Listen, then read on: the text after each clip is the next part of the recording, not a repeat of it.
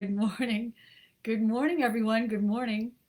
I am thinking I am live on Facebook, and now I am trying to go live on Instagram, but I'm not sure it's going to work today. Let me just try this one more time, and we will see if we can make this happen. No, it can't. All right, let me try this one more time. We will go live on Instagram. There we go. Yeah, you got to wonder. Here I am live on Instagram and live on Facebook. You got to wonder every morning, every Tuesday and Thursday at 12:30 p.m. ET here on First Chapter Fun. I'm Hank Philippi Ryan again, just as Hannah and I always do here on Facebook and here on Instagram, battling with the technology. So we will see yet again if we can make that happen. I see you arriving here on Instagram and here on Facebook. I can't see the comments yet. Hey, Hannah, on Instagram. We had quite the Instagram morning here, I have to say. And Facebook is working fine, knock on wood. I hope that's good. I don't see any comments yet on Facebook. So if you're here, I know you are here because I see your little numbers popping up, and that's great. If you are here, let me know. If that you are here and typing like mad on Facebook. Tell me on Instagram. Hey Amina, hey Jen Jumba, hey Diane, hi Shelby. This is great. I see you all arriving. And Hannah says I'm on Facebook. All good, so that's fine. But I can't see the comments. Please, please, please, someone tell me why that happens.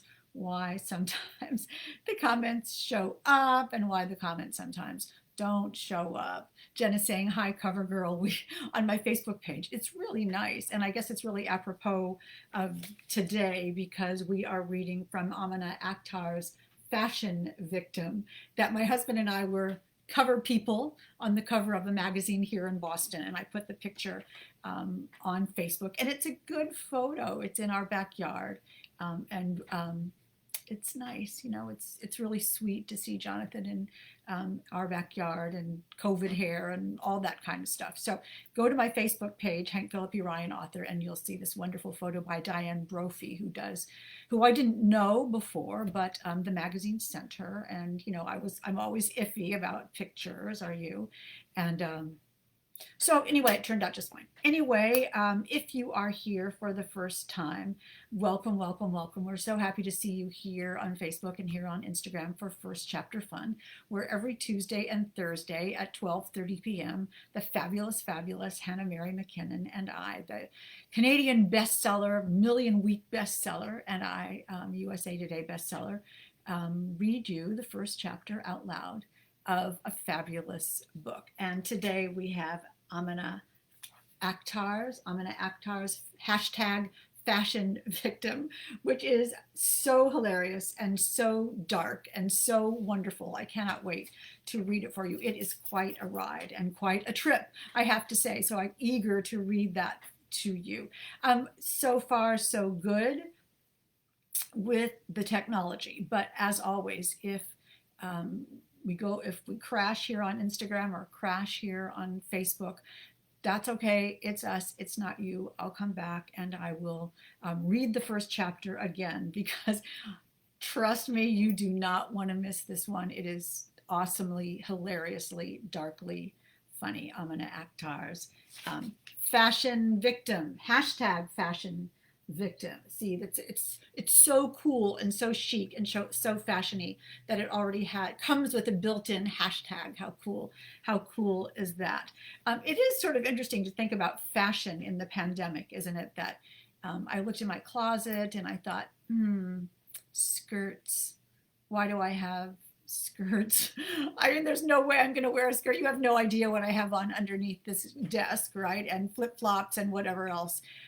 So the idea of what the bottom half of you is wearing has completely become ridiculously unnecessary, right? It's a big secret. Hey Cat Law, hey Jill Orr, hey, we read your book and that is great. Waving back to you.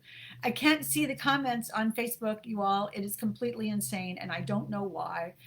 But I know you're here. I see the numbers toting up and I'm very grateful that you're here. Before I forget, and I almost did, the fabulous Amina Akhtar is giving away 2 copies of hashtag fashion victim this morning. That's great. One on Instagram, here on Instagram. You can get a copy of hashtag fashion victim on Instagram. But remember, on Instagram, the comments go away. So you've got to leave a comment during the time we're reading, and Amina will look and she will pick and she will let us know who wins. Here on Facebook, the comments, hooray, stay for a while in perpetuity because we put all the videos on IGTV here on Instagram, although the comments don't stay. The comments vanish in some Instagram craziness. Here on Facebook, at least, we put the video in the videos in media, and the comments do stay. So please keep commenting. You can ask Amina all kinds of things about the fashion world. I'm sure she'd love to spill the beans. Hey, Sharon During, your book is so amazing. A. Gelsert, are you new? Yay, we're so glad to have new people. Anyway, one giveaway of hashtag fashion victim on Facebook, one giveaway on Instagram, but you have to do it during the time we're reading because, as you know, no matter what Hannah Mary McKinnon and I do, the Instagram people make the comments vanish, and I'm not really quite sure why that happens, but it's just the magic of technology. We are so, I'm going to say, yes, ask her anything. Ooh, like, do you really have, do magazines have those secret closets where you can get everything you want? Remember Andy coming out in the Chanel boots in the Devil Wore Prada. I mean, I love that scene. I love Ugly Duckling movies more than anything, and that was such a great movie. So I wonder what Amina thinks about that movie and Meryl Streep's character and whether that's actually real. Kind of reading from Fashion Victim, you gotta believe it's true. Look at that cover. You notice that one of the characters on the cover, can you see that? One of the figures on the cover has no head, which does lead you to believe what kind of a book we're about to read this morning. So let me tell you a little bit about Amina, and then we'll tell you a little bit about the book. Welcome, welcome, welcome. Are we all here? So Amina is saying, oh, so many closets, but only certain people get to play in them. Oh, see, even worse. There's so much that goes on in those magazines, you know, the sweaters and the bags and the shoes. And I'd love to know about, you know, what size they send and who gets them and who decides what goes on. Remember in The Devil Wore Prada, again, is it Wears or Wore? The Devil Wore Prada. Wears Prada. I can't remember. That's weird. I love that movie.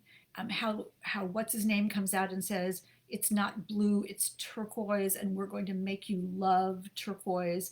And this is going to be the color of the year, and we're going to shape your life about that. I remember when that happened with apple green. Remember that Granny Smith apple green? And I said to someone when I first saw that color, do not ever, if I come out in that green, do not just stop me. And then gradually, do you remember this at all? Is this just me being completely nuts? I remember that I thought, well, I started liking that apple green a little bit. It was kind of pretty, maybe with navy blue, maybe with kind of dark red. It looked kind of good. They convinced me, The Devil Wears Prada, yeah. They convinced me that I liked that color. And I have always thought of that as sort of showing what power magazines have. And my mom and I, this is so babbly, but my mom and I used to read Vogue together.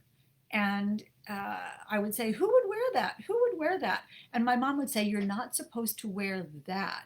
You're supposed to wear a thing like that. It shows you how long your skirts should be or how high your heels can be. So I don't know. Fashion can bring us together. Amina on Instagram is saying, fun fact, the author of Devil Wears Prada was an assistant at Vogue at the same time I was. Lauren Weisberger, is that her name? You know, Amina, you're going to have to come back and we're going to have to do an Ask You Anything, you know, because you are irresistible to, you know, for what you know. Anyway, that is a super fun fact. Jen is saying, we love the ado. Jen started it. Yeah, Jen is saying it's not babble, it's ado. There's much ado about the books. And we love that, right? We love that. This is a safe and fun place to be on a dreary day in Boston here. It is completely gray and cozy, I would say. Yeah, Hannah's saying The Devil Wears Prada made me realize that fashion is an art form. Let me just parenthetically say that every time I watch that movie, I feel brave. You know, I feel brave to wear something new and wear something different and try it and just not care what anybody thinks, but just, you know, wear cowboy boots and a chiffon skirt and a t-shirt from the Gap. And then, yeah, it looks good. So anyway, fashion in the pandemic is a whole nother topic. So let me tell you a little bit about Amina Akhtar, and then we'll talk about her book. And we don't have to hear any more of Hank talking about her fashion situation or years. Hi, Linda Rosen. Welcome, welcome, welcome on Instagram. Again, I'm so sorry, you all. I see so many of you here on Facebook, and I can't see the comments. So I'll come back after because they'll all be there.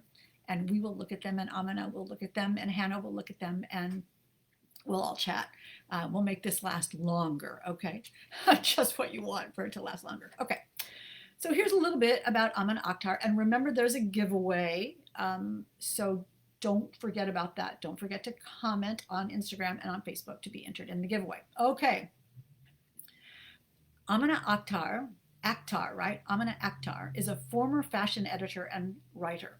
She's worked at Vogue, Elle.com, Style.com, NYTimes.com, and NYMag.com, where she was the founding editor of the Cut blog. She's written for numerous publications, including Yahoo Style, Fashionista, xoJane, Refinery 29, Billboard, and for brands like Bergdorf Goodman and H&M's 10 Years of Style. Whoa. After toiling in the fashion ranks for over 15 years, she now writes full-time in the desert mountains, where she's detoxing from her once glam life. Hashtag Fashion Victim is Amina's first novel. And you are in for a treat, you all. You are totally in for a treat. Let me tell you a little bit about Fashion Victim, hashtag Fashion Victim, with much gratitude to Crooked Lane Books and to Amina for letting us read this book. It's the back cover copy says, "Blood red is the new black." New York fashion editor Anya St. Clair is on the verge of greatness. Her wardrobe is to die for. Her social media is killer. And her career path is littered with the bodies of anyone who got in her way. She's worked hard to get where she is, but she doesn't have everything. Not like Sarah Taft, Anya's obsession sits one desk away. Beautiful, stylish, and rich, she was born to be a fashion world icon. From her beach wave blonde hair to her on-trend nail art, she's a walking editorial spread. And Anya wants to be her friend, her best friend, her only friend. But when Sarah becomes her top competition for promotion, Anya's plan to win her friendship goes into overdrive. In order to beat Sarah, she'll have to become her. Friendly competition may turn fatal, but as they say in fashion, one day you are in, and the next day you're dead. And that is the story of hashtag Fashion Victim. So are you completely hooked? And you can even tell the voice from the back cover copy. Awesome. So let me read this to you. This is Amina Akhtar's hashtag Fashion Victim. If I could tell you how many ways people say Philippi, we could have a contest. Hey, Kendra, welcome, welcome, welcome. And again, I can't see your comments on Facebook. So let's read from hashtag Fashion Victim by Amina Akhtar. The prologue is 2 years ago. Elmer's glue stick changed their formula. They used to smell better, more toxic, more likely to get you high. I bet a bunch of fifth graders used to sniff and lick the shit out of them, and their mommies complained, so the company had to dial it down. They were barely usable now, but I still liked them. They were good for mood boards.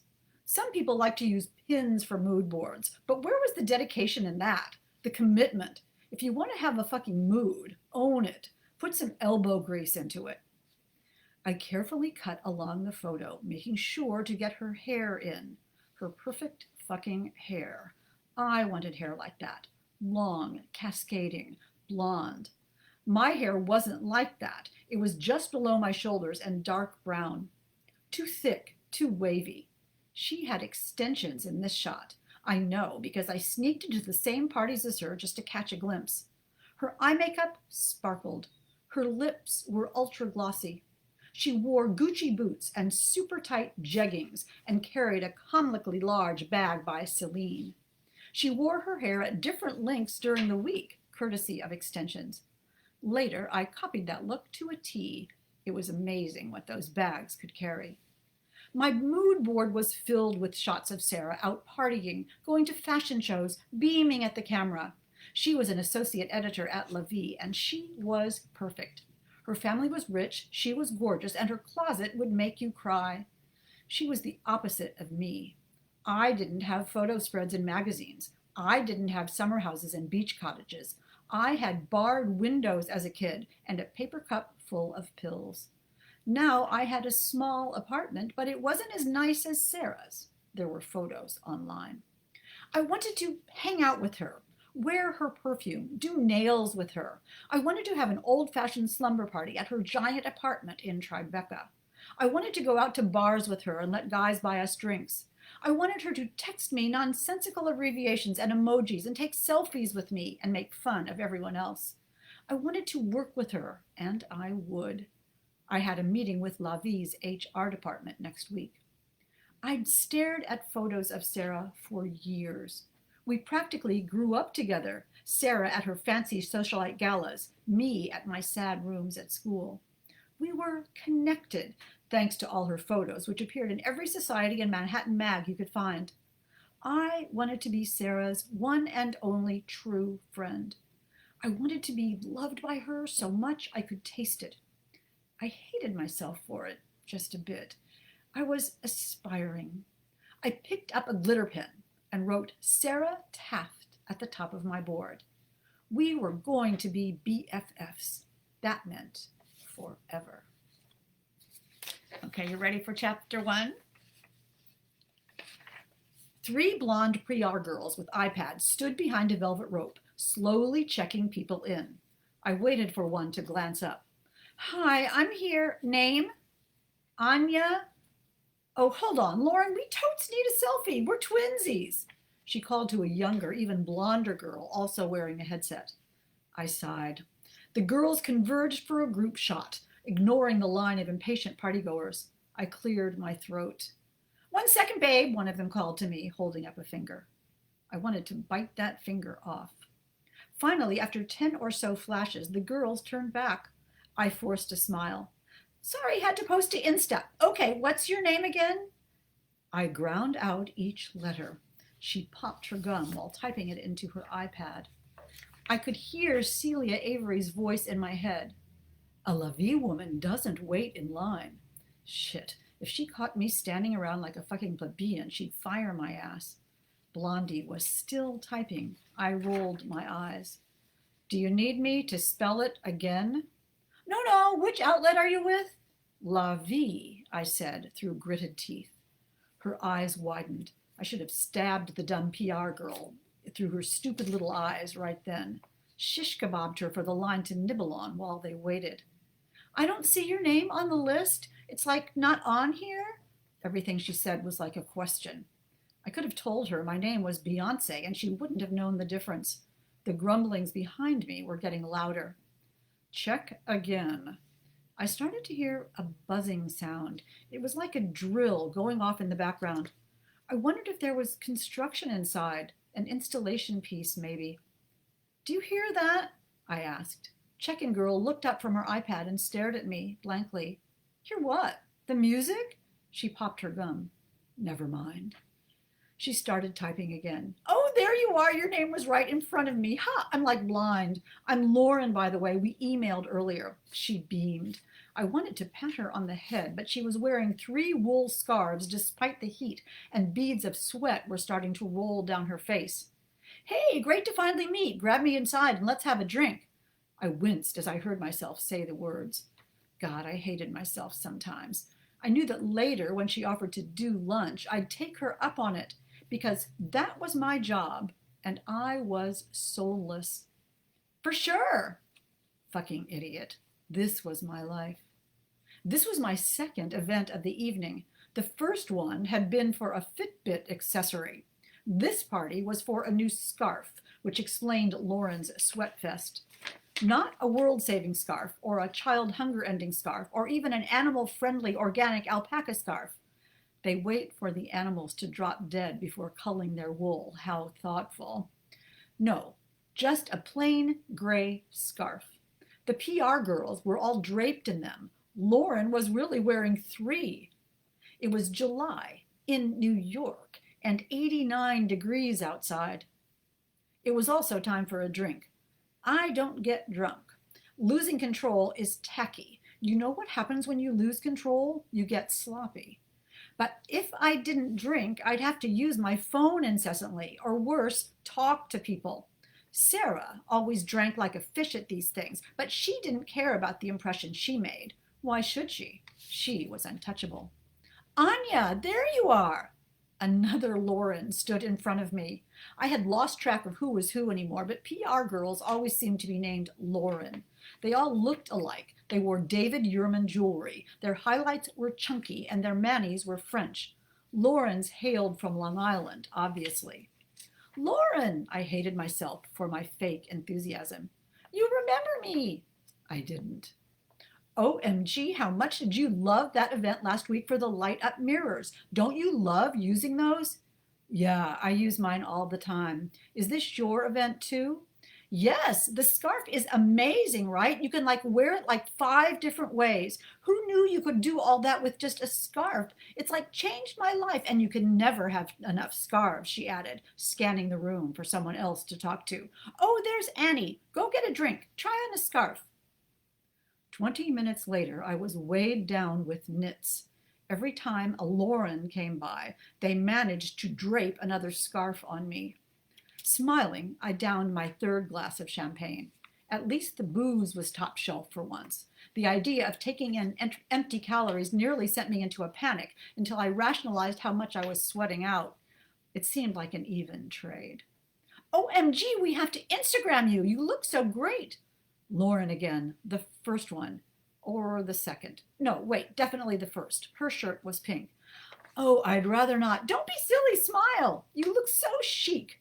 She snapped the photo while I was talking. My mouth had been open. That was the opposite of chic.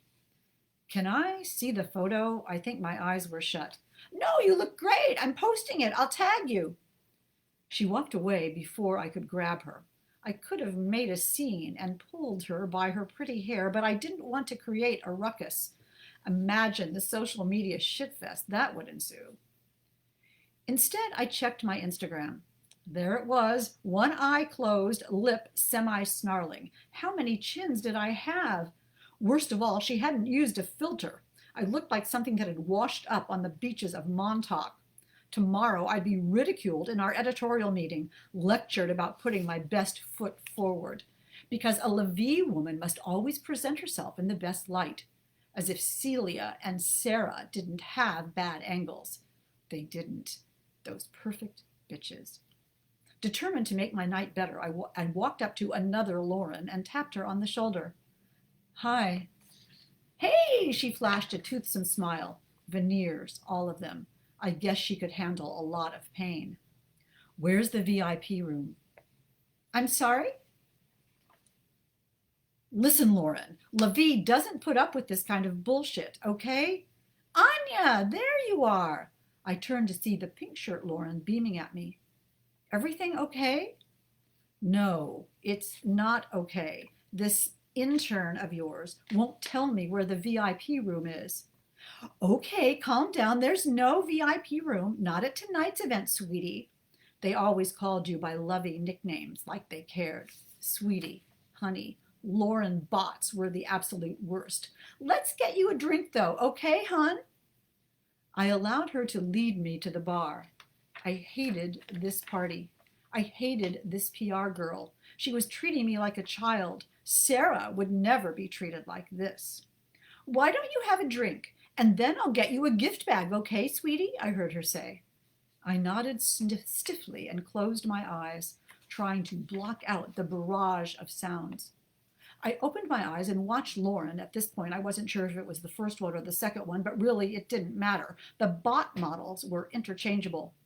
She left the main party room and slipped out a door. She was going to the VIP area where the big story was. Liar. How could they not think I was VIP enough to go? Hello, I worked at La Vie, for Christ's sake. They'd never pulled this shit with Sarah. I downed my champagne and followed the bot. Lauren walked down an empty hallway and through a door. Where was security? Where were the ropes? I pushed on the door, but it was locked. I waited. Someone would have to come through soon enough. It seemed like hours went by when the door finally opened. Anya, hey, do you need to go too? The bot said. Obviously, you know I did. I pushed her back through the door and shut it behind us, locking it. What's going on? Are you okay? Yeah, we need to talk is all. I surveyed the room. It wasn't much of a VIP area after all. Toilet, sink, mirror. They made the major peeps hang out in the bathroom? I mean, if they wanted their Kate Moss Coke moment, fine, but who even did that anymore? Oh, about what? The scarves? Don't you love them? Lauren smiled nervously. Totes, Lauren, they're so chic. I was on fashion autopilot. I could spout any gibberish now, and it'd make sense to a bot. I'm so into them. She nodded enthusiastically, like a bobblehead. I don't know when I decided to smash her head into the mirror, but all of a sudden I did, and glass went everywhere. She stopped bobbing and looked at me, horrified. OMG, Anya, WTF? She didn't even say the words. She said the acronyms. Even in this moment, she couldn't say, oh my God. I really hated fucking bots. When she opened her mouth to shriek, I had to power her down. Somehow, I knew there was an off switch behind the left eye. Hit it just right and bam, the bot turns off. Lauren fell over and I checked to see if she had fully powered down. Yep, not breathing. I wiped down the sink, resisting the urge to kick her before I left. Her blood was seeping out of her eye. I've always enjoyed the color of blood, but oddly, I can't watch bloody shows on TV. Weird, right? Anya, hello? I opened my eyes and looked at Lauren. Oh, hey, were you sleeping? No, just zoning out. It wasn't real. I didn't just stab her through the eyeball. Just a daydream. Cool. Totally normal. Okay, chapter 1.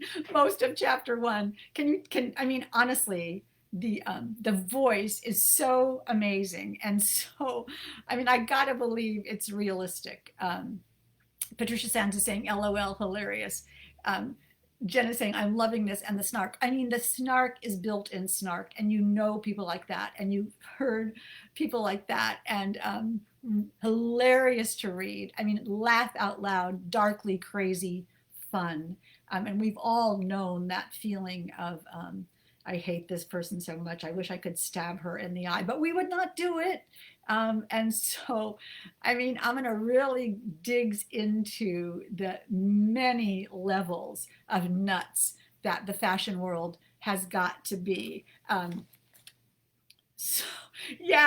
Sharon saying, love the first chapter with the glue. Yeah, the glue is pretty hilarious. That's the kind of prologue that you want, that shows you what you're getting. That was #FashionVictim by Amina Akhtar, which is so crazy and throughout risky, voicey, dark, and hilarious. And remember, I'm going to stall for one more minute to let you put another comment here on Instagram, because Amina's going to pick the winner on Instagram before we stop. Patricia's saying, I can't imagine where this is going. Yeah, because who wants to get into Amina's head and find out what really happened? All right, so again, this is Fashion Victim, #FashionVictim.